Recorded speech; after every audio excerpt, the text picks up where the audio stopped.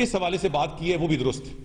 चौधरी निसार ने कहा कि रमजान शुगर मिल से रॉ के एजेंट्स की गिरफ्तारी की इतला दुरुस्त नहीं है, ताहम यकीन दिलाता हूं कि रॉ के एजेंट जहां भी होंगे उन्हें गिरफ्तार किया जाएगा। वजीर दाखिला ने कहा कि आर्मी चीफ से मुलाकात में तमाम उमूर पर बात हुई। रूटीन की मुलाकात थी, इस पे हर इशू डिस्कस हुआ, इसमें कोई शक नहीं है, मगर ये किसी सूरत में भी कोई सीक्रेट मीटिंग नहीं थी। दिन के वक्त हुई, ये रात को नहीं हुई। हम तो और विद फुल प्रोटोकॉल गए चीफ मिनिस्टर और मैं उनके साथ थे, कोई छुपी छुपाई नहीं थी। चौधरी निसार का कहना है कि कुछ अनासर पाक ईरान तल्लुकात को खराब करना चाहते हैं, कोई रुकावट बर्दाश्त नहीं करेंगे। पाक ईरान ताउन बढ़ाने का टाइम फ्रेम बना लिया गया है। इस बारे में वजीर आजम और आर्मी चीफ को भी आगाह कर दिया है। कैमरामैन शबीर डार और फहीम कुरैशी के साथ अरशद वही चौधरी, जियो न्यूज, इस्लामाबाद। वजीर दाखिला चौधरी निसार ने कहा कि उन्हें और वजीर आला पंजाब को आर्मी चीफ से खुफिया मीटिंग की जरूरत नहीं। उनकी मुलाकात दिन की रोशनी में हुई और उन्होंने ये भी कहा कि डी चौक पर धरने के दौरान जिसने भी नफरत अंगेज तकरीर की उसे नहीं छोड़ेंगे। डी चौक इंतहाई हसास इलाका है, इसे हाइड पार्क नहीं बनने देंगे। वजीर दाखिला का यह भी कहना था कि धरने के मामले पर तमाम वज़रा एक पेज पर थे। 4 या 5 लोगों ने मासूम और गरीब लोगों को इस्तेमाल किया और उन्हें चारा बना दिया। चहलम और दुआ को भूल गए। 1:30 बजे ही इस्लामाबाद की जानब चल पड़े। इतने बड़े हजूम को दुनिया की कोई पुलिस नहीं रोक सकती। ताहम सूबाई और वफाकी इंतजामिया में राबते का फुकदान था। चौक पर धरना देने वाले गरीब और मस्कीन लोगों को पता ही नहीं था कि यहाँ क्यों बैठे हैं। ये कहना था वफाकी वजीर दाखिला चौधरी निसार का इस्लामाबाद में न्यूज कॉन्फ्रेंस के दौरान। ये भी कहा कि अल्लाह के बंदो नामूसे रसालत का दावा करने से पहले रसूलुल्लाह सल्लल्लाहु अलैहि वसल्लम की सुन्नत पर अमल करना सीखो। जिन्होंने कानून तोड़ा है, मेट्रो तोड़ी है, मैं लगा हूं पिछले 3 दिनों से, मैं खुद जाती तौर पे लगा हूं, हमारे लाखों रुपए, सबसे ज्यादा नुकसान हमारी 3 कैमरास का हुआ है। हम उस पे लगे हैं, एक एक को पकड़ूंगा। चौधरी निसार ने कहा कि ये तासुर दिया गया कि वज़रा में इख्तलाफात है, हालांकि धरने के खात्मे की हिकमत अमली पर सारी हुकूमत एक पेज पर थी। वज़ीर आज़म ने कहा धरना कैसे खत्म करना है फैसला आप पर छोड़ता हूँ। हमारा कोई सूबाई वजीर, हमारा कोई वफाकी वजीर और वजीर मुमलकत भी साथ खड़ा होकर प्रेस कॉन्फ्रेंस नहीं करेगा। मेरे दोनों कलीग्स ने मेरे से इत्तेफाक किया, हालांकि दूसरी तरफ बड़ा प्रेशर आया, बहुत प्रेशर आया। नंबर 2, मैंने कहा कोई तहरीरी मुआहिदा नहीं होगा, इसमें भी बहुत प्रेशर आया, नहीं हुआ। वफाकी वज़ीर दाखिला ने कहा कि मीडिया के ब्लैकआउट की वजह से धरने में की गई गंदी तकारीर हमारे घरों तक नहीं पहुंची। डी चौक एक हिसास इलाका है, इसे हाइड पार्क नहीं बनने देंगे, इसका ढांचा तब्दील कर रहे हैं। और वजारत दाखिला के जराए कहते हैं कि इस्लामाबाद के डी चौक पर आइंदा कोई कंटेनर नहीं रखा जाएगा। आइंदा मुजाहिरीन को रोकने के लिए डी चौक पर स्टील की आर्जी दीवारें लगाने का फैसला किया गया है। मुजाहिरीन को रावलपिंडी से इस्लामाबाद में दाखिल ही नहीं होने दिया जाएगा। रावलपिंडी से आने वाले मुजाहिरीन को फैजाबाद में ही रोका जाएगा।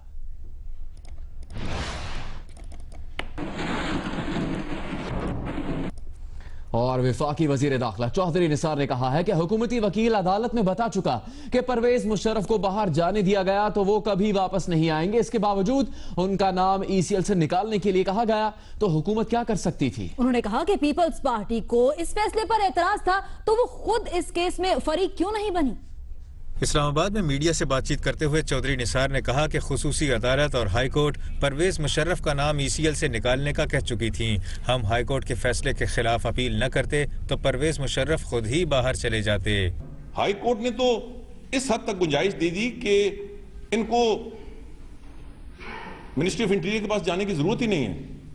15 दिन के अंदर अगर हुकूमत ने इनको बाहर न जाने दिया तो फिर सेल्फ एक्सिक्यूटरी है, ये खुद चले जाएंगे। तो हाई कोर्ट के फैसले के बाद हम सिर्फ अपील ना करते, ECL पे निकालने की जरूरत ही नहीं थी, हम उस तरफ देखते तो वो 15 दिन बाद खुद ब खुद चले जाते। उन्होंने कहा कि हुकूमती वकील अदालतों में वाज़ेह तौर पर कह चुके हैं कि परवेज मुशर्रफ अदालत हाजिर न होने के लिए बहाने बनाते रहते हैं। उनको बाहर जाने दिया तो वो कभी वापस नहीं आएंगे। हमने क्या कहा था सिंध हाई कोर्ट में, the government does not want to give any incentive to the petitioner and do not want to take this risk, and if the petitioner will leave the country he will never come back। ये government का मौक़िफ़ है। चौधरी निसार ने peoples party पर तनकीद करते हुए कहा कि पीपल्स पार्टी इस केस में अपना वकील तक फराहम न कर सकी, हालांकि अयान अली केस में उसने वकील फराहम किया हुआ है। अगर ये समझते कि हुकूमत का मौकफ कमजोर है, इन्होंने पार्टी बनने के लिए अपील की, अपनी पिटीशन दी। चौधरी एतजाज हसन अगर मुफ्त नहीं तो पैसों पे ही ऐलान कर देते कि मैं जनरल मुशर्रफ को कहीं एक मंतकी अंजाम तक पहुंचाने के लिए मैं हुकूमत पाकिस्तान को अपनी कीमतन अपनी जो लीगल फीस है। अब मुझे ये बताया जाए कि अयान अली की सपोर्ट के लिए तो इनके पास वकला हैं और वो भी बड़ी लंबी चौड़ी तकरीरें करते हैं, मगर मुशर्रफ केस में ये आगे बढ़ने के लिए वकील देने के लिए तैयार नहीं है और कहते हैं कि जनाब हमने तो ये कर दिया और वो कर दिया। लेकिन इससे पहले पीपल्स पार्टी के रहनुमा एतजाज अहसन ने एक बार फिर कहा कि कोई डील हुई होगी जिसके तहत मुशर्रफ को बाहर भेजा गया। मुशर्रफ को कमर का दर्द होता तो वो एयरपोर्ट पर हशाश बशाश छलांगे मारते नजर ना आते। तय हुआ होगा, कोई डील हुई होगी जिसके जरिए परवेज मुशर्रफ को भेजा गया है। अगर दर्द कमर होता परवेज मुशर्रफ को तो वहाँ एयरपोर्ट से उतरता ही वो हशाश बशाश हंसता खेलता छलांगे मारता नजर ना आता। और आज चौधरी निसार बोले कि आफरीदी और वकार यूनुस ने पाकिस्तान क्रिकेट की बेइंतहा खिदमत की है। टीम की हार पर कमेटी की रिपोर्ट लीक होने की तहकीकात का मुतालबा भी किया। इसकी तफसीलात आपको बताएंगे जियो स्पोर्ट्स में कुछ देर बाद।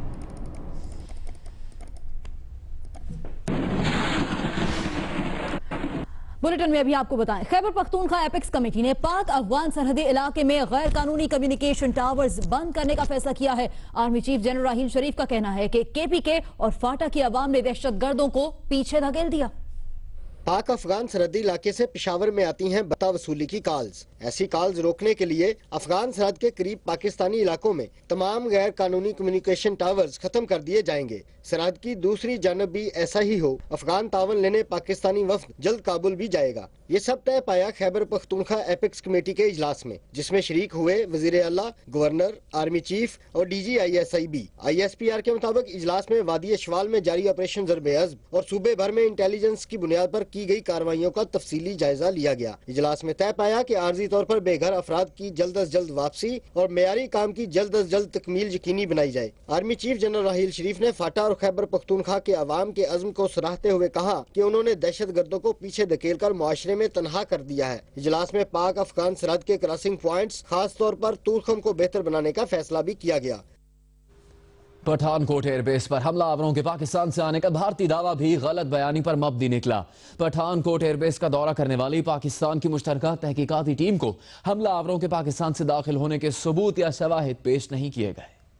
पाकिस्तान की जॉइंट इन्वेस्टिगेशन टीम ने 29 मार्च को पठानकोट एयरबेस का दौरा किया। जराये के मुताबिक JIT को हमलावरों के एयरबेस में दाखिल होने का रास्ता दिखाया गया, ताहम टीम को मरकजी गेट के बजाय अतराफ के तंग रास्ते से एयरबेस में दाखिल करवाया गया। मुश्तरका तहकीकाती टीम को महज 55 मिनट एयरबेस का दौरा कराया गया। इस मुख्तसर मुआयने में शवाहिद इकट्ठे नहीं किए जा सके। भारतीय नेशनल इन्वेस्टिगेशन एजेंसी की जानिब से हमलावरों के पाकिस्तान से दाखिल होने के भारतीय दावे के हक में सबूत और शवाहिद फराहम नहीं किए गए। सिर्फ बॉर्डर सिक्योरिटी फोर्स और इंडियन फोर्स की गफलत का बताया गया। जराये के मुताबिक JIT को ब्रीफिंग में बताया गया कि पेरीमीटर लाइटें और बाड़ पर लगाई गई इलेक्ट्रिक बाड़ उस रात काम नहीं कर रही थी। हमला आवरों ने जब बॉर्डर क्रॉस किया तो भारतीय बॉर्डर सिक्योरिटी फोर्स के जवान सो रहे थे। अब तक होने वाली तहकीकात ने बहुत से सवालात को जन्म दिया है कि क्या हमला आवरों ने 10 किलोमीटर का फासला 2 घंटों में पैदल सफर करके तय किया? क्या हमलावरों ने एयरबेस की दीवारों को बगैर हुक वाली रस्सी से अबूर किया? एयरबेस की पेरीमीटर लाइटें हमले की पेशगी इतला और वार्निंग के बावजूद क्यों बंद थीं? भारतीय फौज ने नामालूम हमलावरों को 4 दिन में मारा, मगर अब तक उनकी तादाद का क्यों नहीं बताया गया? साथ ही रिपोर्टर एजाज सैयद के साथ अवैस यूसुफजई, जियो न्यूज, इस्लामाबाद। लाहौर में स्ट्रीट क्राइम डॉल्फिन फोर्स का कामयाब एक्शन। कराची में जेवरात की डकैती में पुलिस एहलकार भी मुलव्वस। मैच फिक्सिंग, दूसरी शादी और हीरो से जीरो बनने की कहानी। इसकी तफसील देखिए कुछ देर बाद जियो न्यूज पर।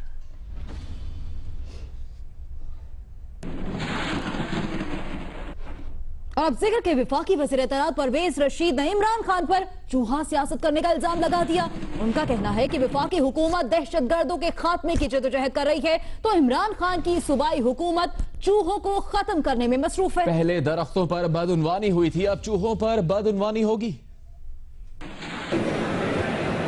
नवाज शरीफ साहब जो है वो दहशतगर्दों को ख़त्म करने के लिए जदोजहद कर रहे हैं और इमरान खान साहब जो है वो उनकी हुकूमत चूहों को पकड़ने में मसरूफ़ है।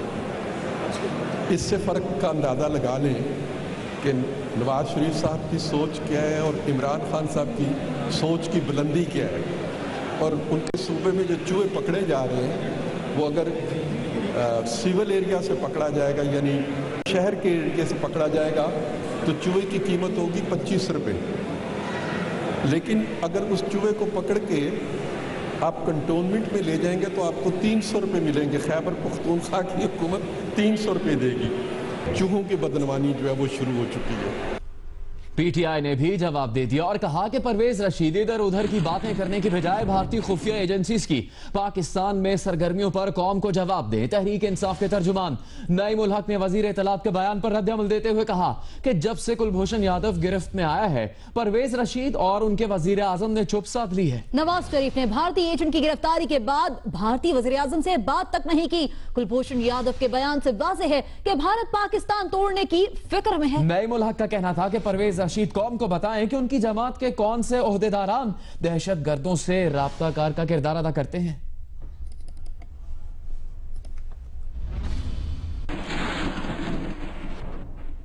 और पेशावर में चूहों के खिलाफ ऑपरेशन क्लीन अप, एक चूहा लाओ 25 रुपए इनाम पाओ, जिला इंतजामिया की स्कीम जारी है। रात भर में जहरीली खुराक से 500 चूहे मारे गए हैं।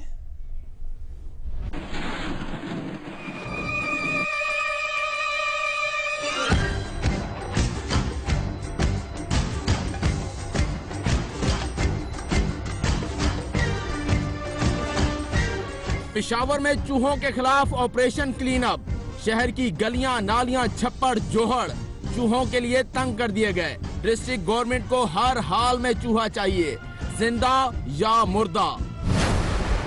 एक चूहा लाओ 25 रुपए इनाम पाओ। अब तो ये भी तय हो गया है कि इनाम की रकम डिस्ट्रिक्ट गवर्नमेंट जारी करेगी। जिला नाजिम ने कहा है कि चूहा मारने पर इनाम देने के लिए फंड की कमी नहीं, शहरी चूहे पकड़े फंड बहुत।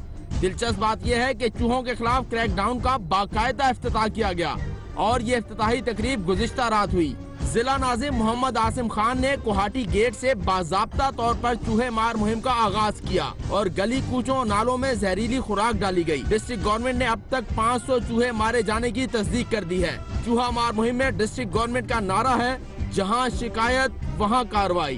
पहले रोटी और टमाटरों पर केमिकल छिड़क कर जहरीली खुराक तैयार की जाती है, फिर ऑपरेशन से पहले अहले इलाका को एतमाद में लिया जाता है। डिस्ट्रिक्ट गवर्नमेंट जराये के मुताबिक चचा यूनुस पार्क, गढ़ मंडी, बाचा खान चौक, अंदरून शहर, सरदार कॉलोनी में चूहों के खिलाफ ऑपरेशन का फैसला हो चुका।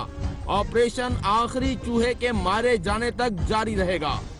बुलेटिन में आगे बढ़ते हैं। आपको बताएं कि डॉक्टर आसिम केस में तफ्तीशी अफसर ने इंसदादे दहशतगर्दी की अदालत में बयान दिया कि अनीस कायम खानी को गिरफ्तार करने गए थे लेकिन वो मिले नहीं। पीपल्स पार्टी के अब्दुल कादिर पटेल बैरून मुल्क हैं। FIA को उनकी वतन वापसी पर गिरफ्तार करने का खत लिख दिया है, ये भी कहा तफ्तीशी अफसर ने। अदालत ने इस्तफसार किया कि मुल्जिमान के नाम ECL में क्यों नहीं डाले जाते।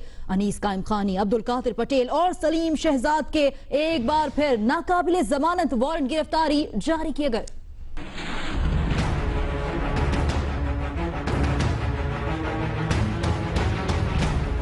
इंसदाद दहशतगर्दी की अदालत में साबिक मुशीर पेट्रोलियम डॉक्टर आसिम, वसीम अख्तर, रऊफ सिद्दीकी और पासबान के जनरल सेक्रेटरी उस्मान मौजम पेश हुए। तफ्तीशी अफसर ने मफरूर मुल्जिमान से मुतालिक रिपोर्ट पेश करते हुए कहा कि पीपल्स पार्टी के कादिर पटेल 15 मार्च 2015 को बैरून मुल्क गए और वापस नहीं आए।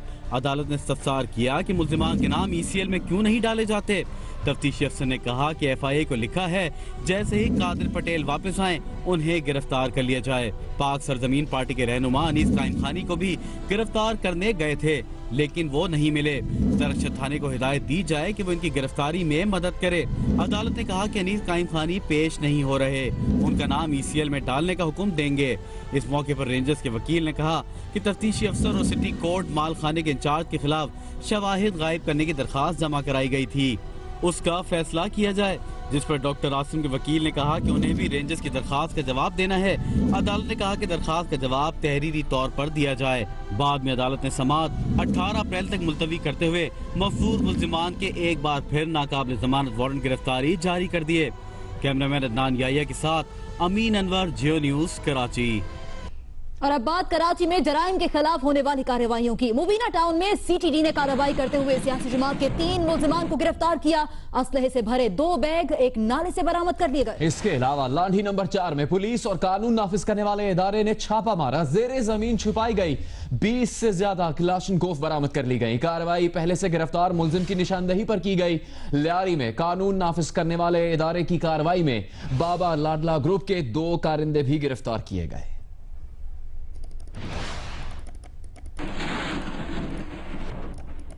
और लाहौर में 3 डाकू रंगे हाथों पकड़े गए। शमा चौक पर डाकू शहरी से लूट मार करके फरार हो रहे थे। डॉल्फिन फोर्स के एहलकारों ने डाकुओं का पीछा करके इनको पकड़ लिया।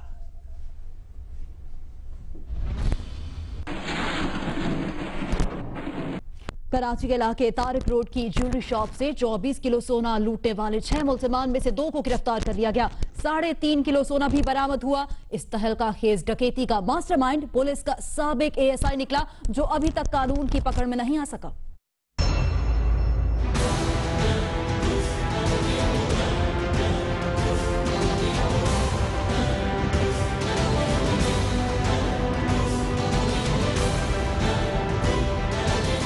चार अंदर 2 बाहर, ये था डाकुओं का वो छक्का जिसने ज्वेलरी शॉप मालिकान के छक्के छुड़ाए।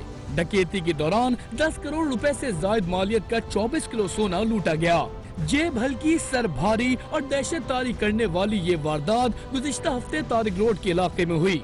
मगर आज की ताज़ा खबर ये है कि पुलिस ने 6 में से 2 डाकुओं को गिरफ्तार करके 3.5 किलो सोना बरामद कर लिया है। 2 ग्रुप्स ने इकट्ठा ज्वाइन करके ये काम किया था। पुलिस का एक डिसमिस शुदा ASI था जो कि 2011 में डिसमिस हुआ था। ये ACLC में उसका तैनात था। एक ग्रुप को ये हेड कर रहा था, दूसरे ग्रुप को अब्दुल रसूल हेड कर रहा था। इस वारदात का मास्टरमाइंड साबिक ASI आगा मंसूर ताहाल मफरूर है। DIG ईस्ट के मुताबिक फयाज भुट्टो और अब्दुल वाहिद नामे गिरफ्तार मुल्जिमान को CCTV फुटेज के जरिए पकड़ा गया। वारदात की मंसूबाबंदी गुलिस्तान जौहर के एक फ्लैट में की गई, जबकि लूट के माल का बंटवारा भी वहीं हुआ। ये गिरोह अंदरूनी सिंध भी डकैती की कई वारदातें कर चुका है, जबकि पुलिस गिरफ्तार मुल्जिमान की निशानदही पर दीगर साथियों की गिरफ्तारी के लिए शिकारपुर, लाड़काना और हैदराबाद में छापे मार रही है। कैमरामैन अल्ताफ हुसैन और साथी रिपोर्टर अहमद रहमान खान के साथ अशरफ सिद्दीकी, जियो न्यूज, कराची। दीनी जमातों के कायदीन का कहना है कि मुल्क में निज़ाम मुस्तफ़ा नाफिज न किया गया तो इस्लामाबाद की तरफ मिलियन मार्च करेंगे। मौलाना फजलुर रहमान ने कहा है कि हुकूमत दीनी जमातों से बात करे वरना तहरीक चलाई जाएगी। देखिए आजम मलिक की रिपोर्ट। लाहौर में जमात इस्लामी के ज़ेर एहतमाम निज़ाम मुस्तफ़ा कॉन्फ्रेंस मुनक्कद की गई। अपने खिताब में अमीर जमात इस्लामी सिराजुल हक ने कहा कि निज़ाम मुस्तफ़ा के नफाज में मजहबी जमातों के इख्तिलाफात बड़ी रुकावट हैं। उनका कहना था कि हकूक निस्वां कानून खानदानी निज़ाम बर्बाद कर देगा। जब तक आप चौक और चौराहों में अपनी मौजूदगी साबित न कर ले, ये हुकूमत शायद आपकी बात नहीं सुनेगी। पाकिस्तान और नजरियाई पाकिस्तान को बचाने के लिए दीनी जमातों को भी एक होना चाहिए। जमीयत उलमा इस्लाम के सरबराह मौलाना फजल रहमान ने कहा कि किसी इदारे से लड़ाई नहीं चाहते, हुकूमत के इत्तेहादी हैं, मगर तहफ़्फ़ुज़ निस्वां बिल पर एतमाद में नहीं लिया गया। पार्लिमानी लोगों से छुप छुपा के कानून साजी करना और फिर हम इत्तेहादी हैं और हमें भी आप आगाह नहीं कर रहे, तो फिर एहतजाज नहीं होगा तो क्या होगा। कॉन्फ्रेंस का मुश्तरका एलामिया लियाकत बलोच ने पढ़ा। एलामिया में कहा गया है कि मजहबी जमातें खवातीन के तहफ़्फ़ुज़ का बिल असम्बली में लाएंगी। एलामिया में हुकूमत के खिलाफ मिलियन मार्च का ऐलान भी किया गया। ट्रैवर कमेटी फैसला करेगी कि इस्लामाबाद की तरफ मिलियन मार्च भी किया जाएगा। कॉन्फ्रेंस में हाफिज हुसैन अहमद, प्रोफेसर साजिद मीर, साहबजादा अबुल खैर जुबैर, मौलाना समीउल हक, पीर एजाज हाशमी, अवैस नुरानी, मौलाना अब्दुल मालिक, कासिम रजा, कारी जवार बहादुर, इब्तिसाम इलाही जहीर और दीगर कायदीन ने भी इजहार ख्याल किया। कैमरामैन मोहम्मद रेहान के साथ आजम मलिक, जियो न्यूज, लाहौर। वजीर आला पंजाब के स्पेशल मॉनिटरिंग यूनिट के सीनियर मेंबर सलमान सूफी का कहना है कि तहफ़्फ़ुज़ ख़वातीन बिल 2016 कानून बन चुका। अब उलमा से तय पाने वाले 4 नुकात की रोशनी में रूल्स मुरतब किए जा रहे हैं। कानून पर अमल दरामद का नोटिफिकेशन जल्द जारी कर दिया जाएगा। वज़ीर आला पंजाब के स्पेशल मॉनिटरिंग यूनिट के सीनियर मेंबर सलमान सूफी ने लाहौर में जियो न्यूज से गुफ्तगू की। उनका कहना था कि तहफ़्फ़ुज़ ख़वातीन बिल को किसी भी मरहले में खुफिया नहीं रखा गया। इस पर 2012 से गौर हो रहा था। 2015 में पहले उसे सूबाई काबीना और फिर पंजाब असम्बली में पेश किया गया, जहां स्टैंडिंग कमेटी ने इस पर तवील बहस व मुबाहिसा किया। सलमान सूफी ने कहा कि जमात इस्लामी के डॉक्टर वसीम अख्तर भी कमेटी के मेंबर थे। सिंध ग्रैंड डेमोक्रेटिक अलायंस के रहनुमाओं ने कहा कि सिंध के अवाम करप्ट हुक्मरानों से आजादी चाहते हैं। अलायंस के तर्जुमान अयाज लतीफ फलेजो का कहना था कि अवाम का पैसा लूटने वाले वजीरों को गिरफ्तार नहीं किया जा रहा। सिंध में करप्शन, लाकानूनियत और खराब तर्ज हुक्मरानी के खिलाफ सिंध ग्रैंड डेमोक्रेटिक अलायंस के तहत उमरकोट में जलसा मुनक्किद किया गया। जलसे में नुसरत सहर अब्बासी, मुजफ्फर हुसैन शाह, लियाकत जतोई, जुल्फिकार मिर्जा, अरबाब गुलाम रहीम, गौस अली शाह, मुमताज भुट्टो, सदरुद्दीन शाह राशदी समेत दीगर मरकजी रहनुमाओं ने शिरकत की। अयाज लतीफ फलेजो ने खिताब करते हुए कहा कि सिंध की आवाम का पैसा करप्शन की नजर हो रहा है, मगर किसी वजीर और हुक्मरान के खिलाफ कार्रवाई नहीं हुई। किश्तियों में 56 अरब रुपए भर के लेके जा रहे हैं, कोई पूछने वाला नहीं है। कहाँ है नैब, कहाँ है FIA? बताए हमें कौन सी बड़ी मछली गिरफ्तार की है, कौन सा वजीर गिरफ्तार किया है, कौन सा हुक्मरान गिरफ्तार किया है। ये आवाम पूछ रही है कि उन करप्ट लोगों को क्यों गिरफ्तार नहीं किया गया। इससे पहले सिंध ग्रैंड डेमोक्रेटिक अलायंस की जानिब से हैदराबाद में रैली निकाली गई। रैली के शुरा टंडो अलायार और मीरपुर खास से होते हुए उमरकोट पहुंचे थे। जगह जगह रैली के शुरा का शानदार इस्तकबाल किया गया और लोग काफिले में शामिल होते रहे। क्रिकेट से मिला उरूज का 7वां आसमान, फिर जवाल की दास्तान। तफसीलात एक ब्रेक के बाद जियो न्यूज पर। कराची के इलाकों रामस्वामी और रणछोड़ लाइन में रेंजर्स की कार्रवाई। तर्जुमान रेंजर्स का कहना है कि जेर हिरासत दहशतगर्द की निशानदही पर बड़ी तादाद में असलहा और गोलियां बरामद की गई। और पेरिस हमलों के बाद पहली मैराथन कल मुनाकिद की जाएगी। हिफाजती इंतजामात इंतहाई सख्त।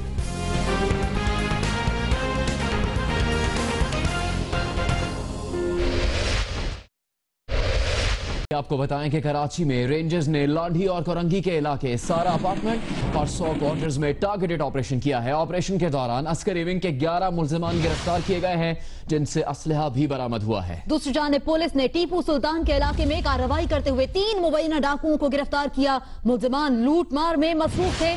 इनसे असलहा और लूटा हुआ सामान भी बरामद किया गया है।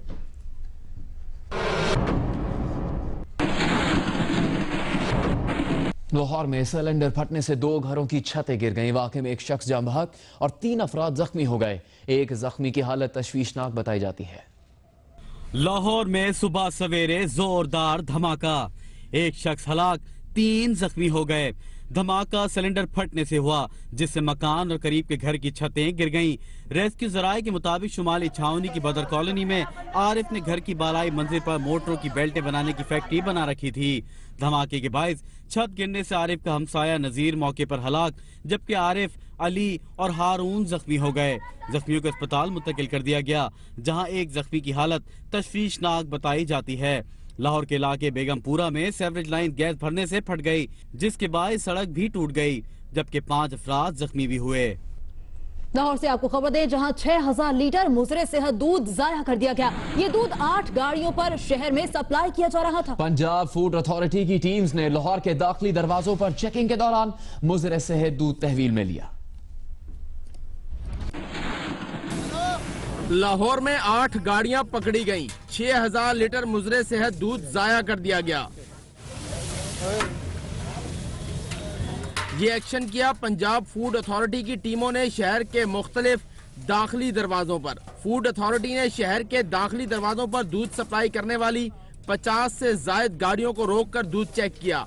8 गाड़ियों में 6000 लीटर से ज्यादा दूध नाकिस और मुजरे सेहत था, जिस पर फूड अथॉरिटी की टीमों ने दूध बरसाती नाले में बहा दिया।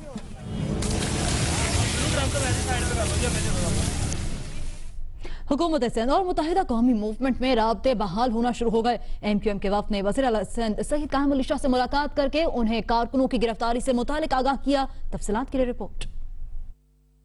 तर्जुमान वज़ीर आला हाउस के मुताबिक MQM के 11 रुकनी वफ़द ने सीनियर रहनुमा फारूक सत्तार की सरबराही में वज़ीर आला सैयद कायम अली शाह से मुलाकात की। वफ़द में सैयद सरदार अहमद, अरकान कौमी असम्बली इकबाल मोहम्मद अली, हीर सोहल और दीगर शरीक थे। मुलाकात में MQM मीरपुर खास के कारकुनों की गिरफ्तारी के हवाले से गुफ्तगू हुई। वज़ीर आला ने MQM वफ़द को यकीन दिलाया कि किसी के साथ कोई ज्यादती नहीं होगी। इस मौके पर फारूक सत्तार ने मुलाकात के दौरान वज़ीर आला सिंध को शेर सुनाया, जिस पर वज़ीर आला ने जवाब दिया कि आपकी शायरी में सियासी शिकायतें होती हैं। वज़ीर आला पंजाब शहबाज शरीफ ने इस आज़म का इजहार किया है कि कानून नाफिज करने वाले इदारों और आवाम की ताकत से पाकिस्तान को दहशतगर्दी के जिन और इसकी बर्बरियत से निजात दिलाएंगे। पाकिस्तान को अमन का गहवारा बनाकर दम लेंगे। सानिया गुलशन इकबाल के मौके पर पेशावराना खिदमात अंजाम देने वाले मुख्तलिफ अदारों के मुलाजमीन की तकरीब ईवान वज़ीर आला में हुई। वज़ीर आला शहबाज शरीफ ने कहा कि सानिया पर पूरी कौम सोगवार है। इस मौके पर सरकारी अदारों और अवाम के बुलंद मोराल ने मस्बत किरदार अदा किया। ये वो जज्बा है जिससे कौमें दोबारा उठ खड़ी होती हैं। इसी तरह की अमानत और दयानत और मेहनत के साथ, उमंगों के साथ अगर हम काम करेंगे तो मैं आपको यकीन दिलाता हूँ कि अल्लाह ताला के फज़ल करम से पाकिस्तान दोबारा एक तवाना मुल्क बन जाएगा। अभी आपको बताएं कि फ्रंटियर कोर बलोचिस्तान के इंस्पेक्टर जनरल मेजर जनरल शेर अफगन ये कहते हैं कि बलोचिस्तान में रॉ की दहशतगर्दी में भारतीय रासत मुलव्विस है। बलोचिस्तान से भारतीय एजेंट की गिरफ्तारी के बाद सरहदों की निगरानी मजीद सख्त कर दी गई है। अफगान बॉर्डर से मुल्हिका 453 किलोमीटर तवील सिक्योरिटी खंदक का काम मुकम्मल कर लिया गया है। Welcome back. वज़ीर आज़म के मुआविन खुसूसी तारिक फातमी ने कहा है कि पाकिस्तान का जौहरी सलामती प्रोग्राम हर किस्म के खतरात का मुकाबला कर सकता है। पाकिस्तान 40 साल से जौहरी प्रोग्राम महफूज तरीके से चला रहा है। उन्होंने पाकिस्तान को एक्सपोर्ट कंट्रोल ममालिक में शामिल करने का मुतालबा भी किया। न्यूक्लियर सिक्योरिटी कॉन्फ्रेंस से खिताब में तारिक फातमी ने कहा कि एक जिम्मेदार जौहरी मुल्क की हैसियत से पाकिस्तान जौहरी सलामती और तहफ़्फ़ुज़ के मुतअद्दिद आलमी इदारों का अहम हिस्सा है। इन इदारों और आलमी तवानाई एजेंसी के दायरा कार में पाकिस्तान अपने कौमी मुफाद को मुकद्दम रखते हुए आलमी ताउन के लिए पुरअज़्म है। मियांवाली में जना बहरात से 40 दिन में 34 अफराद की लाशें मिली हैं, जिनमें से 4 लाशों के हाथ पांव कटे हुए थे। सिर्फ एक लाश की शनाख्त हो सकी, बाकी लाशें अमानतन दफना दी गईं।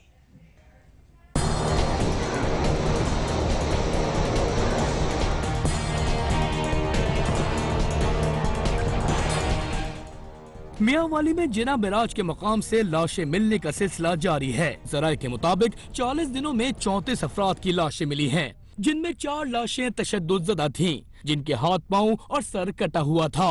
DPO मियांवाली सादिक डोगर का कहना है कि मिलने वाली लाशों का ताल्लुक मियांवाली से नहीं, ये लाशें बालाई इलाकों से बहकर आती हैं और जिना बराज पर फंस जाती हैं।